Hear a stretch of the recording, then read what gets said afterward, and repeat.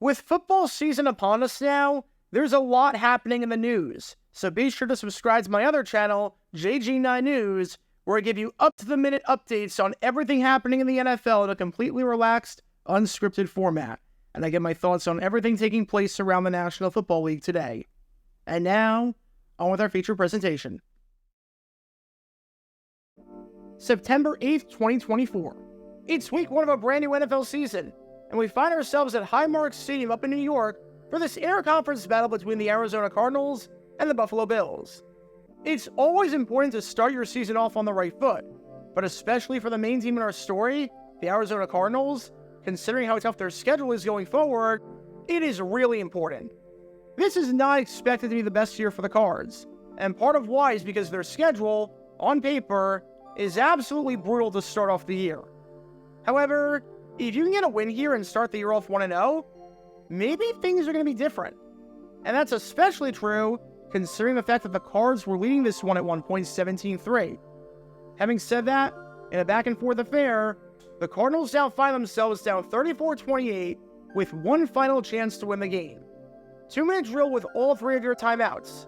Find the end zone, and you win the game. Don't find the end zone, and you blew a 14-point lead. Critical situation coming up. And speaking of critical situations, if you like learning more about critical situations, not just this season, but in NFL history, then this is the place for you because we talk about all things NFL history all the time on this channel and do dissections and breakdowns every single day. So if you like that sort of stuff, then be sure to hit the like button down below, subscribe, and turn on the notification bell so you don't miss a single video that we post on the channel. Thanks in advance for your support as we try and hit 70,000 subscribers. And after starting the drive at the 40-yard line following a kickoff out of bounds, the Cards take advantage of the good field position and get down to Buffalo's 32-yard line. First down, and Kyler Murray's pass falls incomplete for Trey McBride. Not a good start, but the clock is stopped at least. Second down, and this pass falls incomplete to Greg Dortch. Alright, now you're behind the 8 ball a tad, but you've got 2 plays to get 10 yards and get the first down. And you have all of your timeouts, so you can still use the middle of the field or get the ball back potentially if things do not work out and the next 2 passes fall incomplete. So, here we are. It's third down. Let's see what play the Cardinals have drawn up here. They're down at 10. Murray hands it off to Conor. There's a lot of traffic, and he gets inside the 30 to the 29. You ran the ball? You ran the ball on 3rd and long, having to burn a timeout? But why? What purpose does this serve? You're not going to get yards, and now you've got to burn a timeout and stop the clock, which could come in handy not just to potentially call some plays down the middle of the field going forward, but to get the ball back if you don't get this first down. Jonathan Gannon, what the heck are you thinking here? I know this isn't going to work out in the end, so come on. Let's just get this over with and see what the heck happens here after that run. Blitz. Murray to his left just throws it up for grabs, and it is incomplete, intended for Dortch. Thought so. Welcome to Dumb Decisions. Before I break down what happened here, this whole series is about taking an in-depth look at decisions made during games that were clearly awful from the start. This isn't something to look bad in hindsight. Rather, this is something to look awful almost immediately. These are moves where your gut instinct tells you right away that there is no way this can possibly work. And sure enough, your gut instinct was smarter than that of an NFL head coach. And for this one, we're taking a look at the mind of Arizona Cardinals head coach Jonathan Gannon. I gotta be honest, my faith in Gannon is waning a little bit. And last year, he did do a bad job considering the hand he was dealt. Even if he did make some questionable decisions every now and then, like that 4th down attempt in that game against the Seahawks, that made no sense whatsoever, which you can learn more about by clicking the card in the upper right corner. But man, I'm starting to lose some confidence in him. I didn't like the way he handled the whole Michael Carter situation, where he didn't play the running back against the Denver Broncos because he said that he saw everything that he needed to see in him, implying that he made the team, only for him to get cut. You can learn more about that on JG9 News by clicking the card in the upper right corner. And now, there's this, maybe the worst move of his career.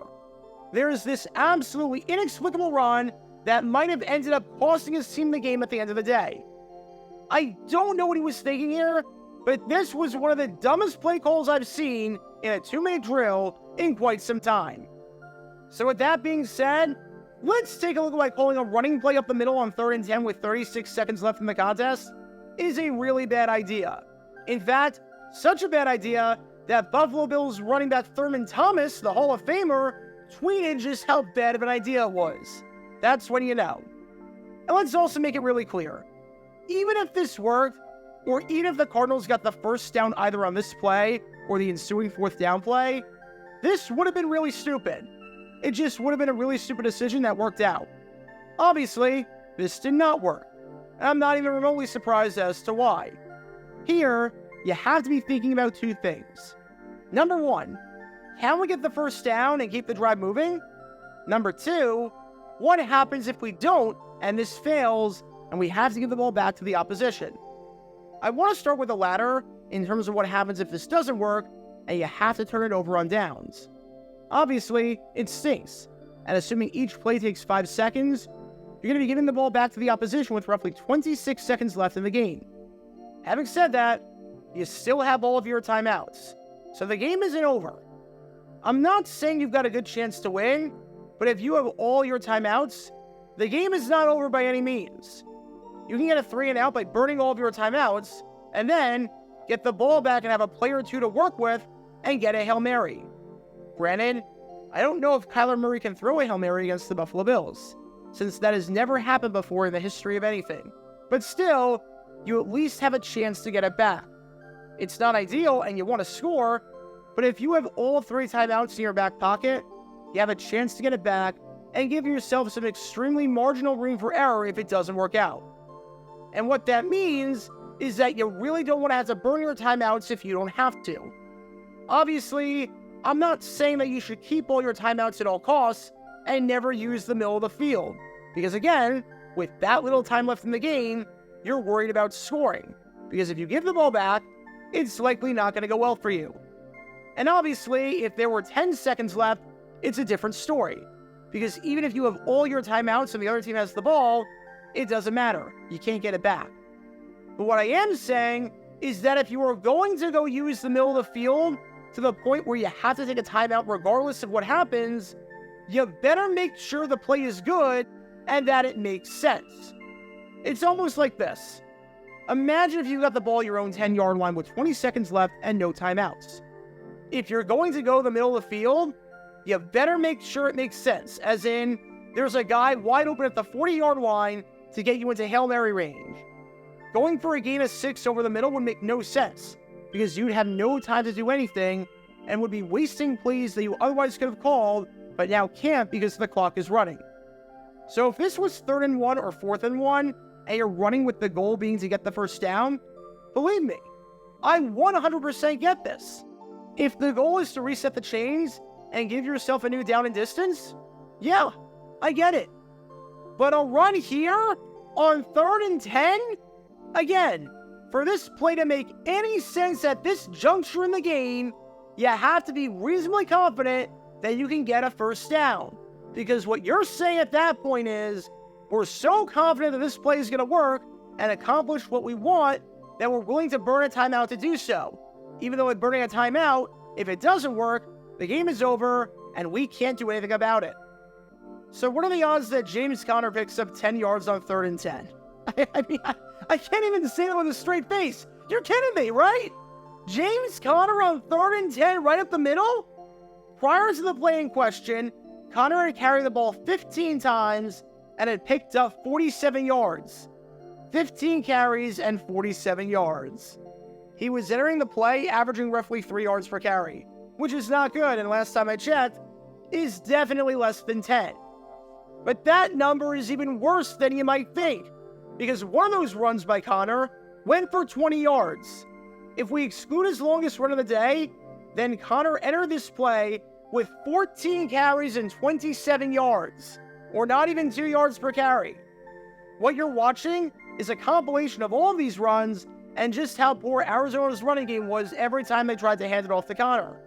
It never worked out. 8 of Conor's last 9 runs went for 3 yards or less, and only 2 of his 15 runs went for more than 4 yards. So I know this isn't how it works, but even if you didn't get the first down, and your goal is to make it 4th and medium by making it 4th and 5, based on the history we had, this had a 13% chance of getting the requisite yardage.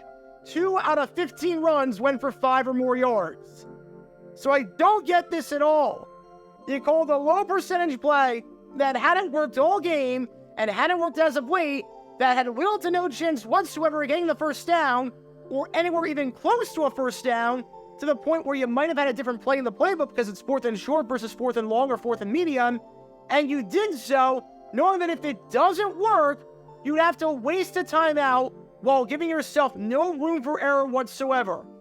Does it make sense? Honestly, when you put it like that, there was no rhyme or reason for that play whatsoever. And after the game, a reporter asked Jonathan Gannon about the decision to run the ball on 3rd and 10, and just what the heck he was thinking with that logic. And to say that his logic was baffling would be putting it very lightly. Because as Ganon said on that play, tried to pop a run there on 3rd down. Like the call there, got us to a manageable call. They did a good job getting it down, but I like the play call there. So if you're wondering whether or not Ganon would realize the error of his ways, the answer is no. No, it did not. No mention of the fact that he knew that if it didn't work, he'd have to take a timeout. He clearly feels that timeouts are not valuable. I think this somehow makes it worse.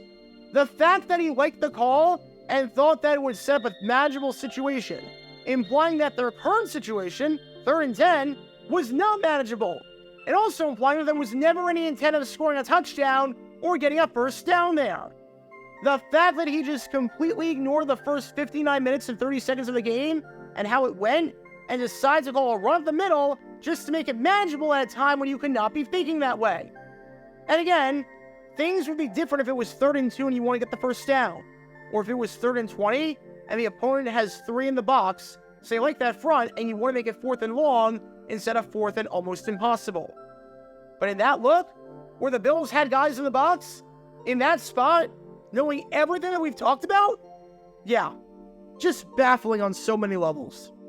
And when it comes to this team behind me right here, it was absolutely imperative considering the circumstances that they got something out of this one, because on paper, their schedule is absolutely brutal.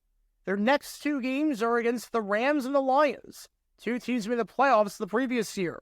In Week 5, they've got a game against the San Francisco 49ers, the defending NFC champions. And then in Week 6, they got a game against another playoff team from last year, the Green Bay Packers, although obviously that has an asterisk next to it depending on Jordan Love's injury status. So that's 4 of your next 5 games against teams made the playoffs the previous year. So to get something out of this game against Buffalo, since you had the lead, would have been massive. And to not get out anything feels like a massive wasted opportunity, especially because of the stubborn coaching of Ganon at the end. It's not good right now. It's not good at all. So what do we learn from all of this? If you have to run a 2-minute drill and it's 3rd and long, you probably shouldn't be calling any running plays up the middle. That's probably not the best idea. If you have 2 options, and one option gives you a chance at winning the game potentially if it fails, and the other option does not give you a chance at winning the game if it fails, as in fact, a failure guarantees the fact that you lose the game, then you should probably take the option that gives you a chance. If you've been poor in the entire game at one element, then you should probably not use that element of the game when it matters most and when you're running out of time, especially if you do not have to do that. And if it's 3rd and long, and you genuinely think that you can get a first down by running the football up the gut, then prepare to be disappointed more often than not. Jonathan Gannon, your leash is starting to get shorter. Because when all these elements are in play, you can't exactly be surprised when this play backfires. Talk about a dumb decision. Get your official Jaguar Gear 9 merchandise by going to cgiulianihpu.com, and be sure to like and subscribe, as it really helps the channel out a lot. Join me every Wednesday night where we'll play NFL Trivia for cash prizes at 9 p.m. Eastern over on Twitch. To learn more about the history of college football, subscribe to Jaguar Gator 8. To learn more about the history of Major League Baseball, subscribe to Jaguar Gator 7. Also, special thanks to all of our Patreon supporters for helping out the channel. Your support is greatly appreciated. See how you can become a patron and request future video topics in the description below.